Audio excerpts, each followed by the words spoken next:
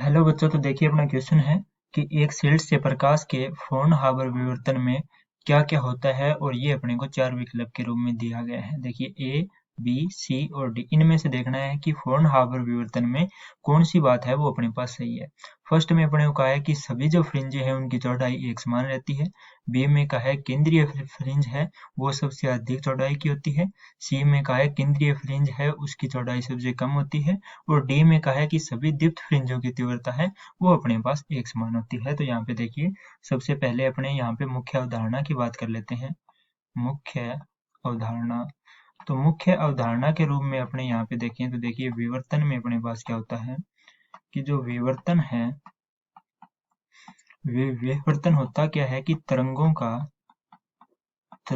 का किसी किनारे से मुड़ने के बाद, किसी किनारे से मुड़ने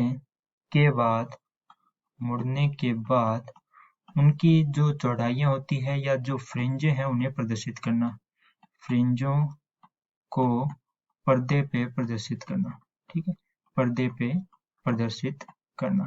और ये होता किस प्रकार से है प्रदर्शित करना, वो अपने यहाँ पे देखते हैं। तो देखिए इस चीज के लिए अपने देखें तो यहाँ पे अपने सबसे पहले इसका डायग्राम देखते हैं।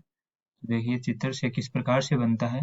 तो जो विवर्तन होता है उसमें क्या होती है, सिल्ट जो होती है वो अपने पास सिंगल होती है। ठीक है, और पर्दा है वो इस प्रकार से बना हो। तो इसे देखिए अपने एक प्रकाश के एग्जाम्पल से समझ सकते हैं कि जैसे ही यहाँ पे प्रकाश आएगा, देखिए यहाँ पे अपने मान लें कि प्रकाश है वो इस प्रकार से आ रहा है। तो अपने जानते हैं कि प्रकाश जब ये अपने को दरवाजा मान ले, ठीक है, तो यहाँ पे आएगा तो देखिए ये जो मध्य का पॉइंट होएगा यहाँ पे अपने को क्या होएगा, सबसे ज्यादा प्रकाश दिखेगा। और जैसे जैसे प्रकाश है वो यहाँ से आगे की ओर बढ़ता जाएगा तो वो अपने को यहाँ पे प्रकाश है वो कम होता जाएगा। ठीक है, यानी कुछ इस प्रकार से ये देखिए, और इसी प्रकार अपने यहाँ पे होएगा। ठीक है, ऐसा ही कंडीशन होती है जब अपने पास क्या प्रदर्शित होता है, विवर्तन अपने को मिलता है। ठीक है, जब विवर्तन मिलता है तो अपने को ये चीज मिलती है। अब इस चीज से अपने यहाँ पे क्रॉस चेक करते हैं कि अपने पास क्या होएगा।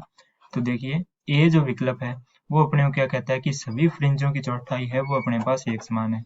तो अपने डायग्राम में देखें तो देखिए जो अपने पास ये जो फ्रिंजें बन रही है इनकी चौड़ाइयाँ क्या है, अलग अलग है, क्योंकि जो फर्स्ट है केंद्र पे बन रही है उसकी चौड़ाई क्या है, सबसे ज्यादा। ये क्या है, सबसे ज्यादा। और जैसे जैसे केंद्र से अपने दूर की ओर जाते जा रहे हैं इनकी जो चौड़ाइयाँ है वो कम होती जा रही है। ठीक है, कम होती जा रही है। तो अब अपने फिर से चेक करते हैं। देखिए ए जो ऑप्शन है वो अपना क्या हो जाएगा, रॉन्ग हो जाएगा। बी की बात करें, केंद्रीय फ्रिंज की चौड़ाई है वो सबसे अधिक है। तो अपने ने डायग्राम में देखा कि केंद्रीय फ्रिंज है उसकी चौड़ाई सबसे ज्यादा है। ठीक है, तो ये अपना सही हो जाएगा। सी की बात करें, केंद्रीय फ्रिंज की चौड़ाई सबसे कम है, तो ये उसका उल्टा है, तो ये रॉन्ग हो जाएगा।